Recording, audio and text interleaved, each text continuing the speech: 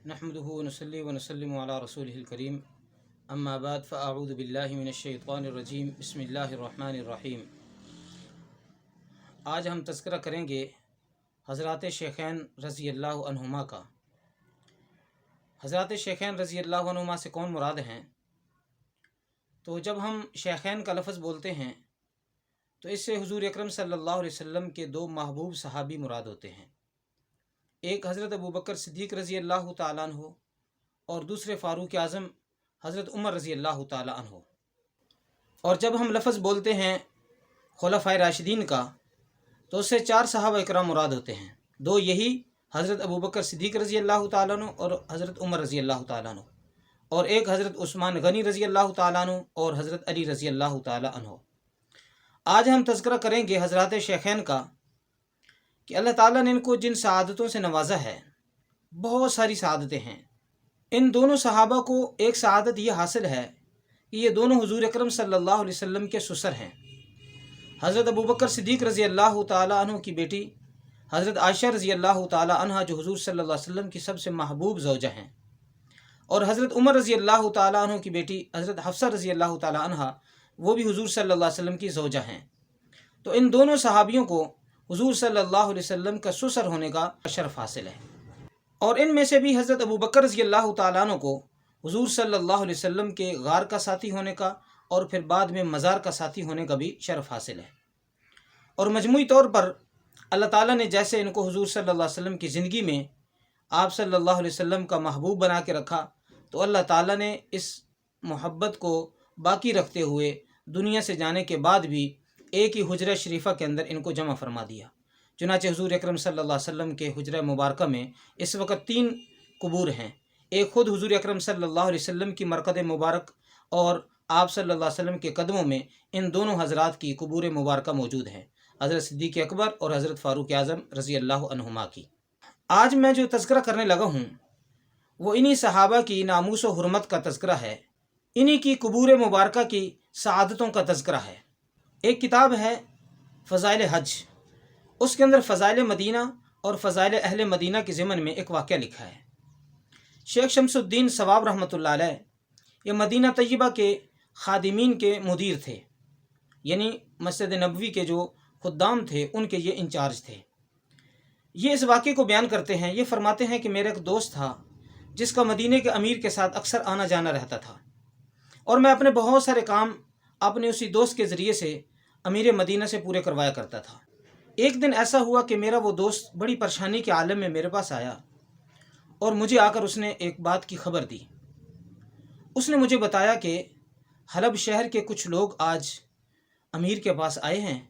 اور انہوں نے بہت زیادہ مال و دولت رشوت کے طور پہ امیر کو پیش کیا ہے، اور ان کا مطالبہ یہ ہے کہ ہمیں روضہ اقدس سے حضرات شیخین کے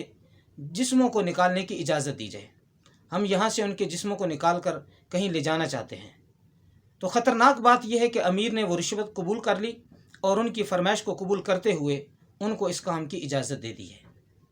شیخ ثواب رحمۃ اللہ علیہ فرماتے ہیں کہ اس خبر کی وجہ سے میں بہت زیادہ غمگین اور پریشان ہوا،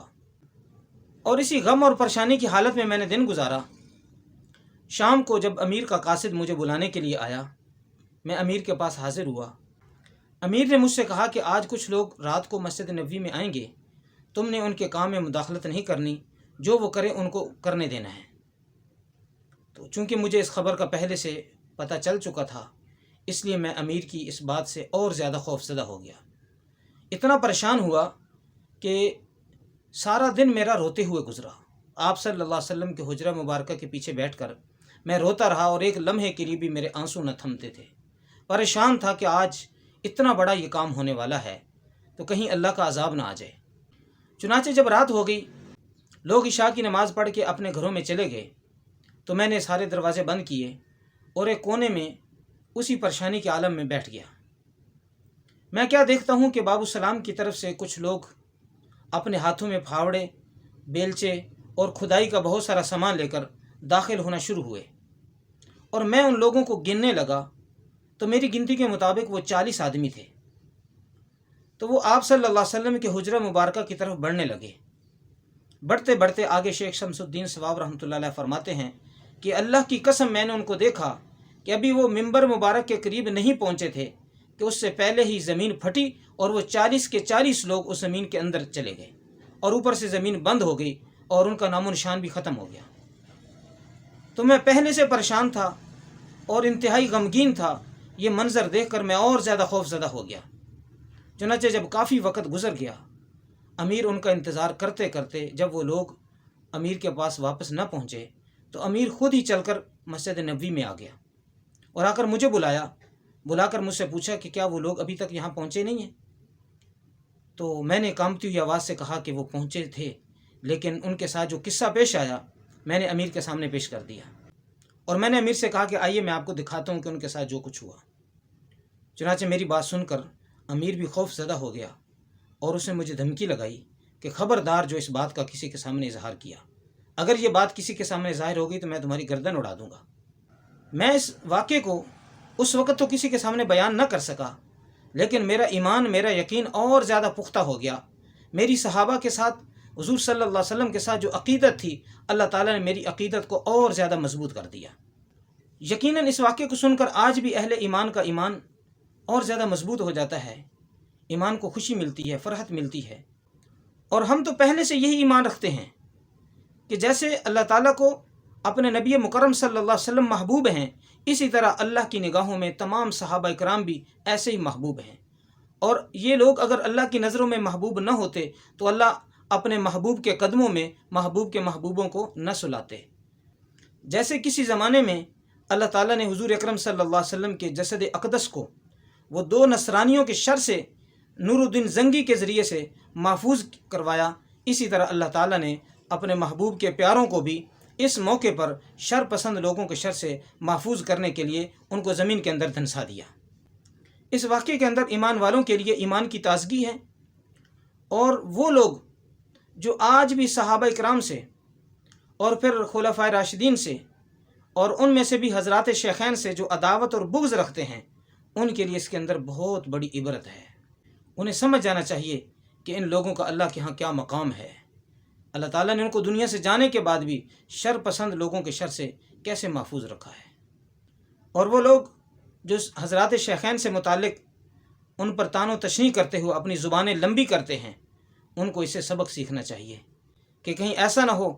جیسے یہ لوگ حضرات شیخین کے جسموں کی توہین کے ارادے سے آئے تھے، اللہ تعالیٰ نے ان کو اس کا موقع نہ دیا اور اس سے پہلے ہی اللہ تعالیٰ نے ان کا کام تمام کر دیا۔ آج بھی جو حضرات شیخین سے متعلق اپنی زبانیں کھولتے ہیں، ان کی توہین کرتے ہیں، اور ان کا حضور صلی اللہ علیہ وسلم کے روضہ مبارک میں ان کا موجود ہونا ان کو اچھا نہیں لگتا، ان کو عبرت حاصل کرنی چاہیے۔ اللہ تعالیٰ ایسے لوگوں کو ہدایت عطا فرمائے، اور اللہ تعالیٰ ہمیں اپنی عقیدتوں میں، اپنی محبتوں میں استقامت عطا فرمائے، اور اللہ تعالیٰ ہمیں انہی کے نقش قدم پر چلنے کی توفیق عطا فرمائے۔ تمام اسلامک بیانات اور مسائل جاننے کے لیے ابھی سبسکرائب کریں مفتی انصر آف آفیشیلز کو۔